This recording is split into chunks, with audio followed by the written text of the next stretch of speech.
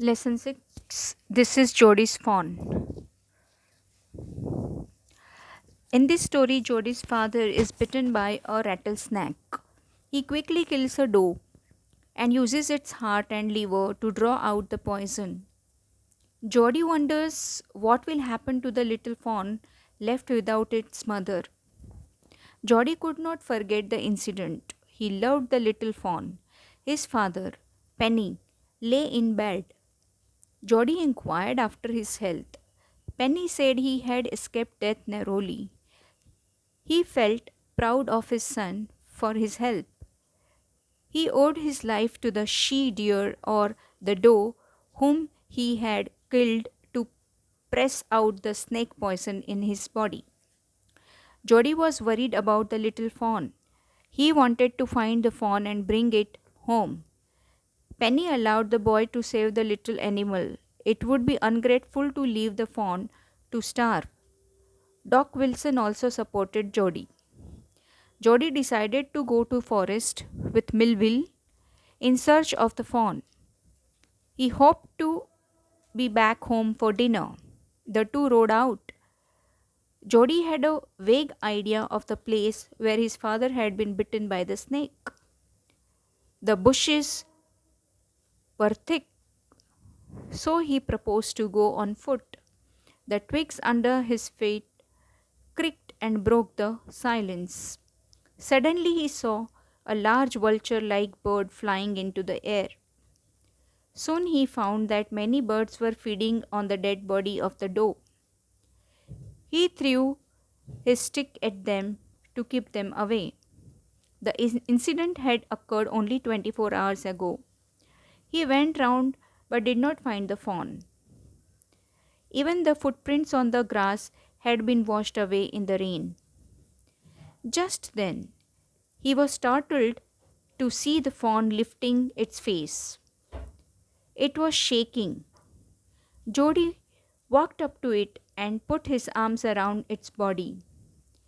Its skin was soft and clean. It did not kick nor bleed. He saved its face from the thorny plants. He picked it up and walked as fast as he could until he came to the intersection with the road home. When tired, he set it down and rested for a while. He again carried it on his arms to some distance. Finally, he reached home and took the fawn into the father's room. Penny was glad to see it. Jody gave it milk to drink. He dipped his fingers into the milk and let it suck. Then it drank off the last drop of milk. Jody was happy now.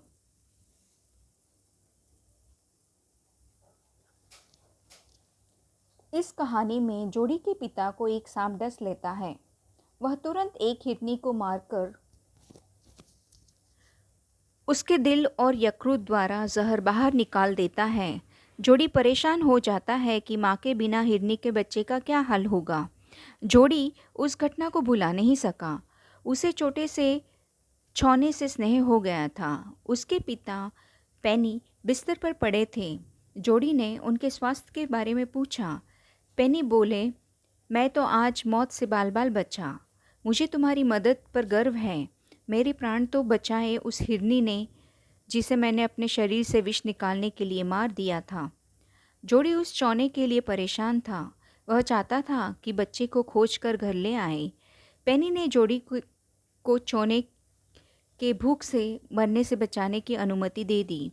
उसे भूख से मरने देने का अर्थ था कृतज्ञता। Dock Wilson ने भी जोडी के प्रस्ताव का समर्थन किया। जोडी ने मिलविल के साथ चौने की खोज में जाने का निर्णय लिया। उसे आशा थी कि वह भोजन के समय तक घर लौट आएगा। दोनों घोड़े पर सवार होकर चल दिए। जोडी को पूरी तरह से याद था कि उसके पिता को सांप ने कहाँ काटा था।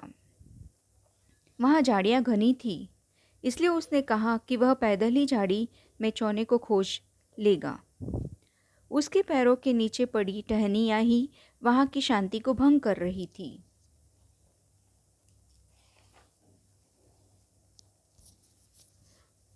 अचानक उसने देखा कि एक बड़े आकार का गिद्ध जैसा पक्षी हवा में उड़ चला। वास्तव में वहां पर अनेक पक्षी हिरनी के मृत शरीर को खा रहे थे। उन्हें दूर हटाने के लिए उसने अपनी छड़ी फेंकी। यह घटना 24 घंटे पूर्व घटी थी। जोड़ी ने खुले स्थान पर चक्कर काटे, पर चौना नहीं मिला। यहाँ तक कि घास पर पैरों के निशान भी वर्षा में मिट गए थे। तभी जोड़ी चौने को देखकर चौंक गया। चौने ने अपना सिर उठाया। वह काँप रहा था। जोड़ी उसके निकट गया तथा उसके शरीर को बाहों में घेर लिया। उसकी त्वचा मुलायम तथा साफ सुथरी थी। उसने न तो हाथ पांव चलाए न ही चीख पुकार की। जोड़ी उसके चेहरे को कंटीले पौधों से बचाता उठा ले चला। थक जाने पर उसने उसे नीचे रख दिया तथा कुछ क्षणों तक विश्राम किया। जोड़ी उसे पुनः अपने हाथों में उठाकर कुछ दूर चला। अंततः वह घर पहुंच गया। वह सबसे पहले पापा के कमरे में चौने को ले गया। पेनी उस बच्चे को देखकर खुश हो गए। जोड़ी ने उसे दूध पिलाया। उसने अपनी अंगुली दूध में भिगोई तथा चौने को चूसने दिया। इस प्रकार से चौना दूध की अंतिम बूंद तक पीता रहा। जोड़ी अब बहुत खुश था।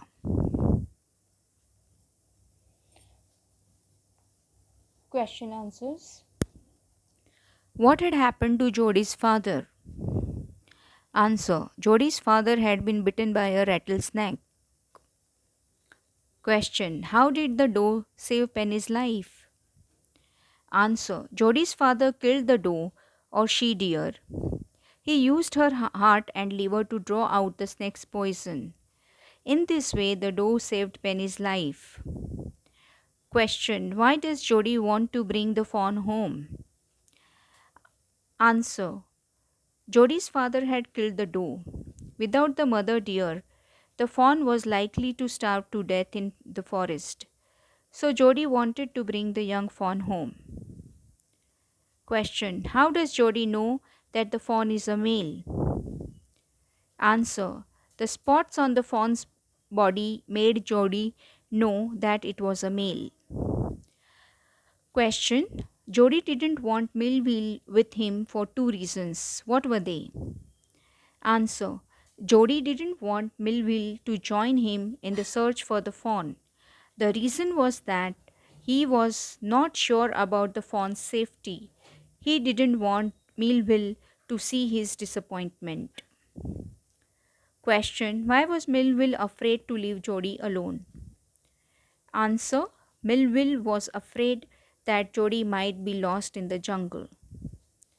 Question. How did Jody bring the fawn back home? Answer.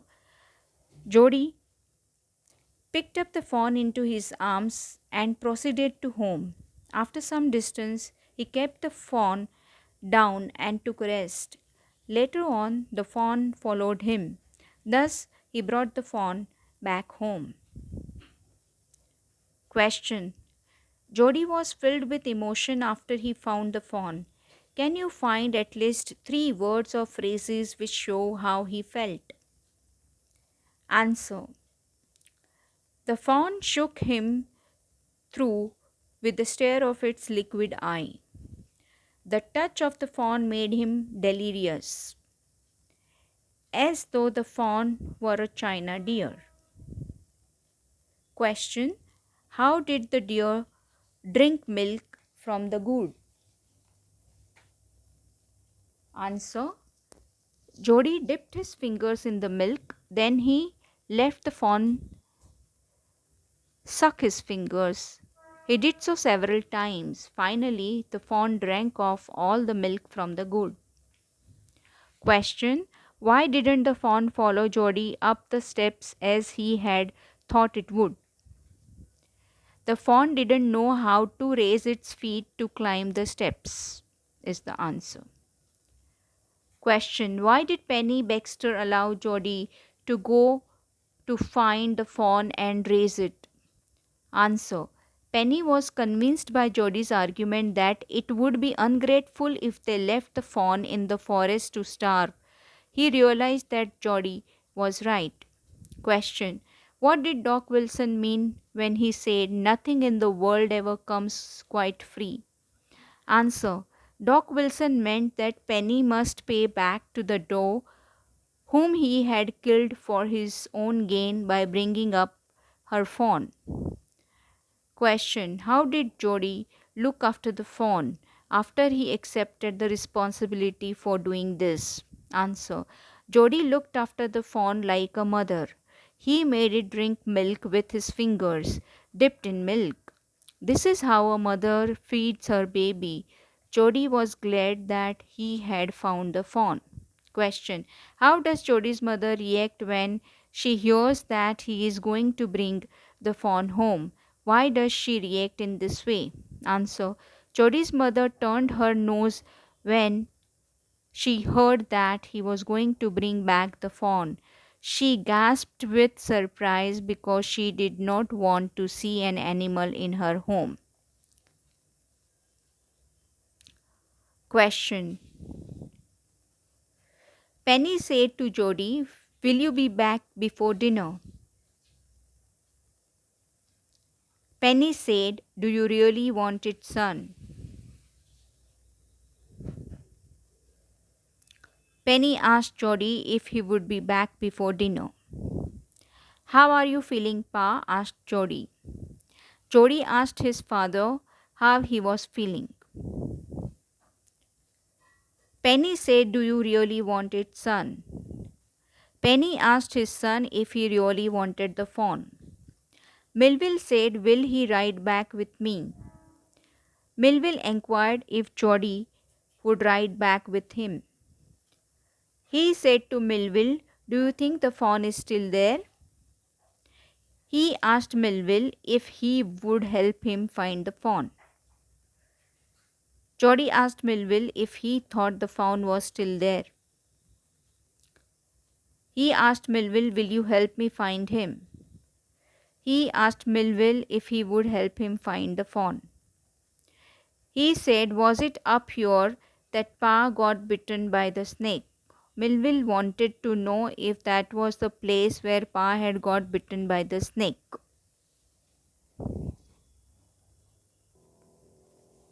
Do you think it is right to kill an animal to save a human life? Give reasons for your answer.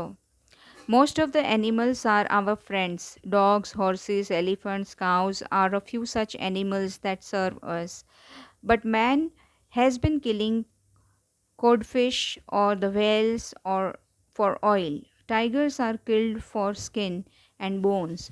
This is not fair, but there is no harm if any of them are killed strictly to save a human life, property, or agriculture. However, killing animals is a crime. It is wrong to kill wildlife for their hide or for pleasure. Imagine you wake up one morning and find a tiny animal on your doorstep. You would want to keep it as a pet, but your parents are not too happy about it. How would you persuade them to let you keep it? Discuss and present your argument. The young ones of cats, dogs, and some birds attract us as does a human child. When I was a child, I wanted to adopt a kitten or a puppy as pet.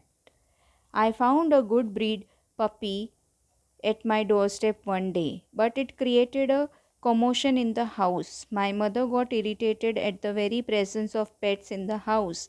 They bite and bark, enter the kitchen, or sit on our beds and make things dirty. But I assured her that I would look after my puppy and train it. The loyal dog would act as security guard and a playmate. My parents finally relented and let me have the poor puppy as a pet. Question: imagine if you have a new pet that keeps you busy. Write a paragraph describing your pet, the things it does, and the way it makes you feel. Answer: I have taken a kitten as my pet. It's a female with silky fur and skin. She keeps me busy. My mother does not take interest in my pet. She curses the little one for doing mischief, for moving about in the house, for making the bed and floor dirty. The kitten enters the kitchen and drinks up milk. She is naughty and disobedient also. She is most unlike a dog which is loyal, obedient, and strong. Still, I like my pet because it is lively, playful, and frisky. Question. Write down some examples of the natural resources that we use. Write a paragraph expressing your point of view regarding our relationship with nature. Answer. Man and nature are complementary to each other. Man for ages has been using forest minerals and chemicals for his survival. Earth and nature are our lifelines. They help us directly or indirectly. Take for example the paper we print, our books, and newspapers. They are products of trees. We get fruits, flowers, fodders from nature. We get water, air free from nature. It is unfortunate that we are overusing the limited resources and are also polluting them. Nature is our mother. We must not use up anything to the extent that it is not restored naturally. But cutting down trees or killing whales, we are in a way depriving our children of their share. Let us give back to nature for the benefits of we get from it. Question. When and why does Jody's father need a remedy? Answer. Penny, Jody's father, is bitten by a poisonous rattlesnake. Instead of going to a doctor, he kills a she deer and uses her liver to draw out the poison. Question. How does Jody react to the cruelty of his father? Answer. Jody, the small boy, tells his father that he had left the fawn alone and defenseless to die. So it is their moral duty to save the innocent and hungry young one of the doe. Question. How does Penny take his son's argument? Answer. Penny agreed with Jody's argument that it would be ungrateful to leave the fawn to starve. Question. What did Doc Wilson say about Jody's suggestion? Answer. Doc Wilson said that they had to pay the price for everything. He justified the plan of Jody and Penny about the fawn.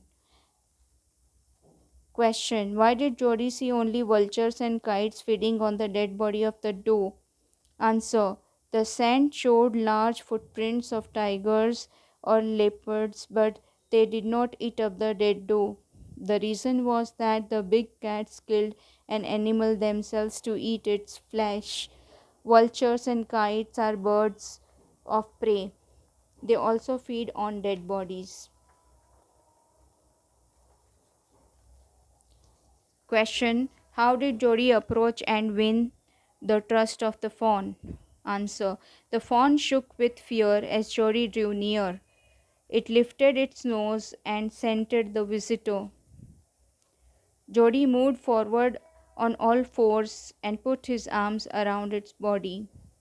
Question. How did Jody feel as he touched the fawn's skin? Answer. Jody found the fawn's skin very soft and clean. He stroked its sides gently as though it were made of clay and would break soon. Question. How did Jody feed the fawn? Answer. Jody decided to give away his share of milk to the fawn. He poured the milk into a small pot. Then he dipped his fingers in the milk and put them into its mouth. The fawn sucked slowly until the milk vanished. Question. What message does the story of the fawn convey to the readers? Answer. The story highlights two things. It is not fair to kill an animal for its use as a cure. Secondly, one should have pity and love for the animals.